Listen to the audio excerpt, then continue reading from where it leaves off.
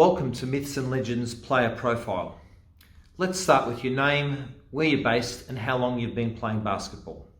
Oh yeah, my name's Greg Peck. People call me Pecky at times. I started playing basketball in 1959, I think it was. I was with the YMCA when the YMCA had a senior men's team. They decided to try and get a junior club going, and I started playing under 12s with the YMCA Demons at that stage. I'm based in Melbourne now, live in Doncaster, but did live in Adelaide for 31 years. And Greg, how old are you? And you sort of managed to come to training every week. So how long has this overall your journey been in basketball? I'm 75 now, so I played with the Demons, in Victorian Championships up until 1970, 71. I got married early. I was 21 when I got married. Kids came along a couple of years later, which slowed things down a bit. Then I just sort of started playing social basketball here before being transferred to Adelaide in 1976, I think it was, that I went there. Yeah. Well, Greg, why don't you take us back to where it all started? What are your earliest basketball memories for you? Well, it started at the YMCA. We, as I said, the YMCA had a senior men's team in the Victorian Championships. They went to members of the YMCA to see who wanted to play basketball. At that stage, I don't know whether people remember, but where the Art Centre is now, there was a dance hall called the Trocadero, and which was just across from the YMCA. So the senior men we started training there. No basketball rings, just passing and learning dribbling, but no shooting. And until the Trocadero closed down, then we moved down to Albert Park, the Albert Park Stadium. And where was basketball in Australia at that point in time, relative to footy, relative to cricket? It was a minor sport back then. Albert Park at that stage had how many? I think they had 6 courts. The main court plus one wooden court, and then they had 4 concrete courts. Later on, they built another 3 courts onto it.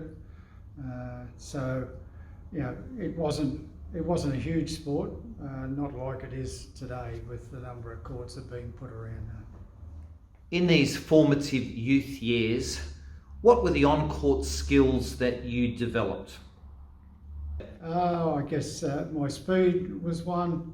I guess I had a reasonable shot, but that would be speed, and I had a good leap at the time as well, which got me into quite a bit of trouble and injuries as I took off and people came underneath me. But I guess speed and shooting were main skills at those days.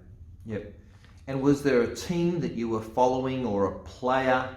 I mean, it was pre-Google days and we weren't getting telecasts of the NBA to Australia. So were there any influences or icons of the sport that you looked up to, or is it pretty much you and your peer network playing around the YMCA? Yeah, pretty much that. Obviously, the NBA, it wasn't as big then, but Larry Bird was the guy, and the Boston Celtics were the teams that I did follow. But so you couldn't follow it the way that you do now. With all the TV and everything that's going on. Yeah, great. So the next logical step in your journey, what happened after the YMCA? Playing with the Demons under 12s, and then worked up until 1963. I was selected in the Victorian under 16 team that we went to Hobart to play the Australian Championships. That same year, our senior men's team, the YMCA team, toured New Zealand, and they took 2 junior players, one under 16 and one under 18. I was lucky enough I was 15, and I was lucky enough to be the under-16 one. Then we toured New Zealand and won every game, so that was a real highlight, yeah. Yeah, so for a boy from the suburbs to all of a sudden be visiting other states and competing and winning, Yep. Must have been a real rush for you. Oh, it was. It was great. You know, sport's always been a huge part of my life. Most probably taken too much of it. But basketball, once I started, because at that time I was also football with school and had teams chasing me to play football. But once I got into basketball, that was it. You know, I just loved the sport and couldn't get enough of it. Yeah. So from Demons, under-16s and interstate tournaments, the next step. Yep. Well, I went in '65. I got selected in the Victorian under-18 team that played the championships in Adelaide. We ended up being the very first Victorian under-18 team to win an Australian club championship, which was great. So then from there, at that stage I was 17. Then I started playing with our senior men's team, and up till 1966, I think I started playing with the senior men's team. A guy called Ken Cole came over from Tassie to play with us, so I played with him for 1 year until he left and went to a team called Church, which we all hated at the time. That was a great time, and the team was such a good team. There was a competition called the South Eastern Conference, which basically was a forerunner to the NBL these days. It was the top 9 club teams in Australia, so we managed to tour. We'd go away to play 3 games in one weekend, Friday, Saturday and Sunday. So it was a real buzz. That same team in 1968 ended up winning the Victorian Championships, which we didn't have one Victorian representative in the team. The team we played, Church, had the Olympic coach and 5 Olympians in the team, and we managed to beat them, and then followed up the following year and won back-to-back again. Again, great memories, great highlights. I still catch up with some of those guys for lunch every month, and they're just great memories and great guys to be associated with. So you youth basketball from YMCA through to under-16s and under-18s, that success that you enjoyed led you to the next bit of your journey. What was that? The next bit of the journey, well, at the end of, I think it was about 1970 when I decided to stop playing and just play social basketball because of being married and having a couple of kids. It got to the stage where I was just playing social basketball at Nuttawading at the time, and I got offered a transfer with my work to Adelaide, which I went in 1976. Unfortunately, a couple of years I started playing social basketball over there, but then unfortunately I had open heart surgery in 1978, which set things back a bit. But got back into playing basketball again. Got involved. My son wanted to play, so South Adelaide. I knew Ken Cole was coaching the South Adelaide team, men's team at the time. Guy Michael Armett that people might know. I just went down to South Adelaide and started getting involved with that club, and until one time they asked me to be president.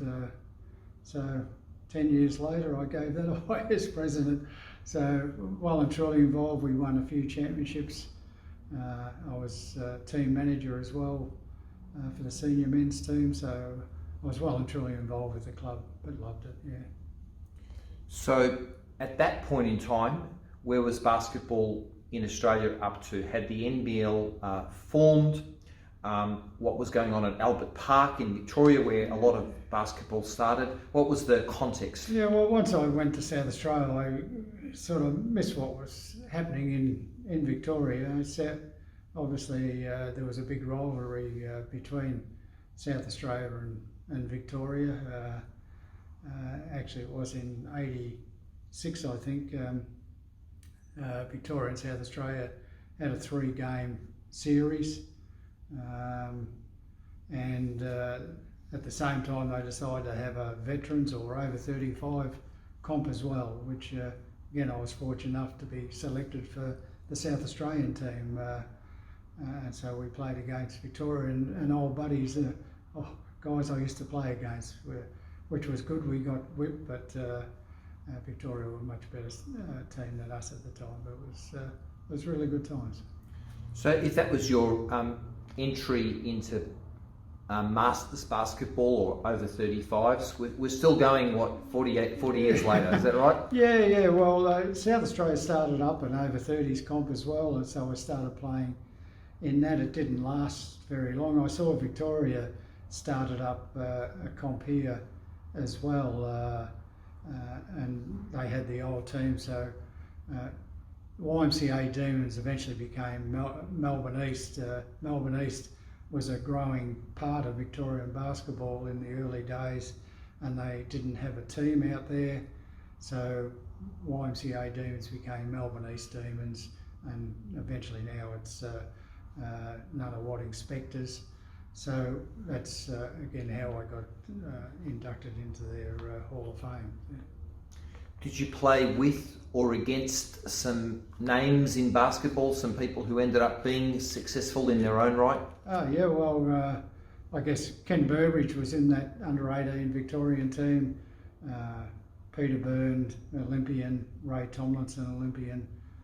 Tolikol Turnowitz was in that team. So they were all Olympians. Yeah, again, I played with Ken Cole, who was one of the best basketballers to come out of Australia. And unfortunately only for 1 year, but Ken could tell some good stories in those days and still can, yeah. Yeah, great. So from that over 30s, over 35s chapter in your basketball history, you've kept playing either socially or competitively since that time, is that right? Yeah, well, we had a good competition. They started up an over 30s comp in Adelaide, and we put a team together and were playing in that, and then eventually it went over 30s, over 35s, 40s. In Adelaide now they've even got an over 60s, and some of our members here with Myths and Legends, the Adelaide based ones that play in that competition. So the team that I played with, we end up entering in the Australian Masters and the Masters competitions, and we played one in the World Championships in Melbourne. So in playing in those competitions, and Myths and Legends were always coming to those. Then again you catch up with people that you used to play with, and so that's how I knew about Myths and Legends, mainly with Ken Burbridge. And when I moved back to Melbourne, then I immediately started training with Myths and Legends. Yeah. You mentioned Australian Masters games. You've played a few of those over the years. You've probably played a few Pan-Pacific games up on the Gold Coast. You may have even done some World Masters. It'd be great to get a feel for your history of Masters tournaments. Yeah, we're trying to. Actually, I just had a nephew over from New Zealand, and I was showing him. I pulled open a drawer, and there was about 50 medals in there, I think, from Masters and World Championships. I don't know what you do with them after a while, but we've been very successful with those, with the players that I've played with. The Myths and Legends over 50s, 60s, even now 70s. The guys since I've moved back here, I've played with since that time, which was I think I started with Myths in 2008. Yeah. What makes a great team? What are the things that you think bring out the magic in a group of guys running around the court? That's a good question. I think you're all got to get along together. Everyone has different skill sets, so you just have to play with those. But being good mates, knowing what each other's abilities are and playing within those abilities, that's makes a good side. Yeah. Yep. I hope you won't find this embarrassing, but one of the things I say about you, Greg, is that you've just got very high basketball intelligence. You're always somehow able to get one of your own players between me and you when I'm trying to defend you, and you put up that little two-pointer of yours, which is remarkably accurate. So where do you think that accuracy and on-court intellect comes from? It's interesting. People have always said, with my shooting skills, I tend to, my wrist doesn't follow through, it flicks sideways, but I guess I've done that from the start, so you manage, I have confidence every time I shoot. The fact of when I get with all my past basketball mates, they always have a crack at me of I was never a passer, they said I was always a shooter. Hopefully now I like to look and try and find people more. Maybe I wasn't as bad as what they say, but they always have a joke about that, yes.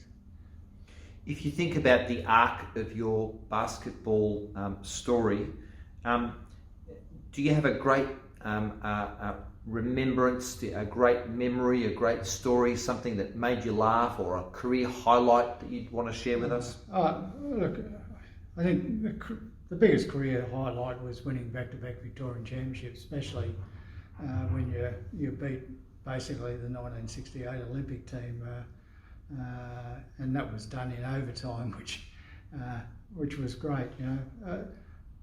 Those winning any championships always great. The 1965 Victorian Australian Championships, that was good too. But you can go back. Being involved with South Adelaide Basketball Club as president and as team manager of the club as well. We won three or four championships in that time, which, again, you remember all those things, and the guys that are associated with it. It's fantastic, yeah.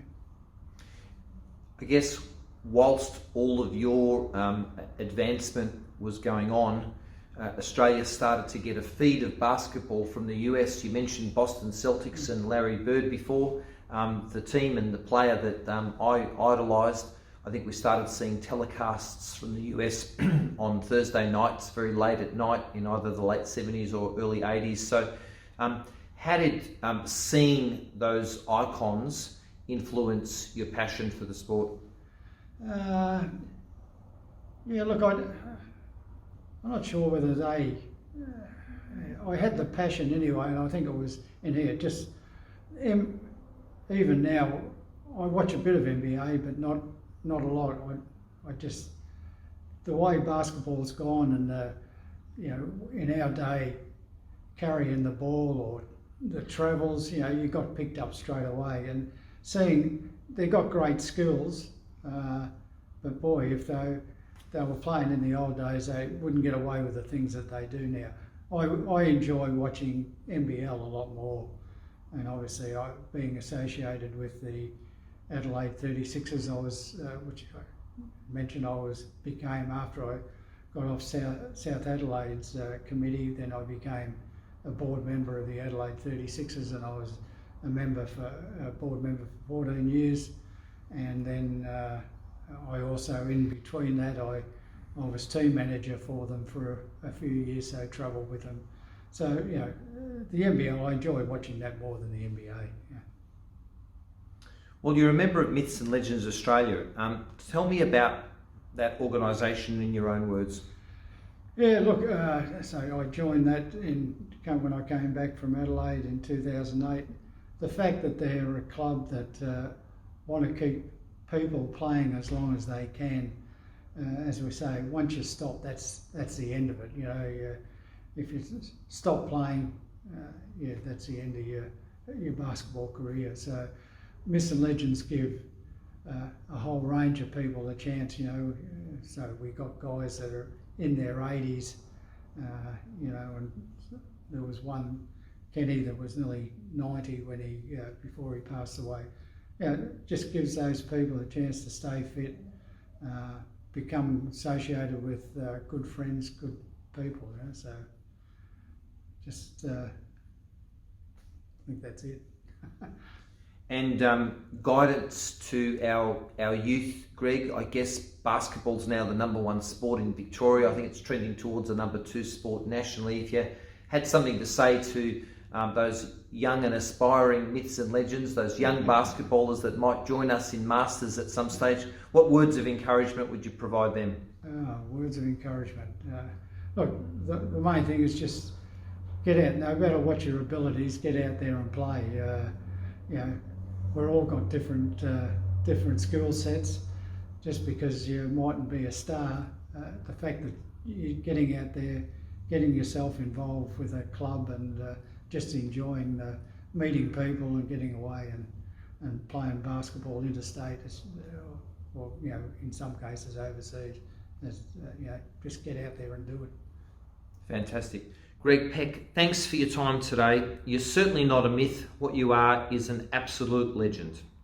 Thanks, George. It's been a pleasure. Keep playing hard. Thank you.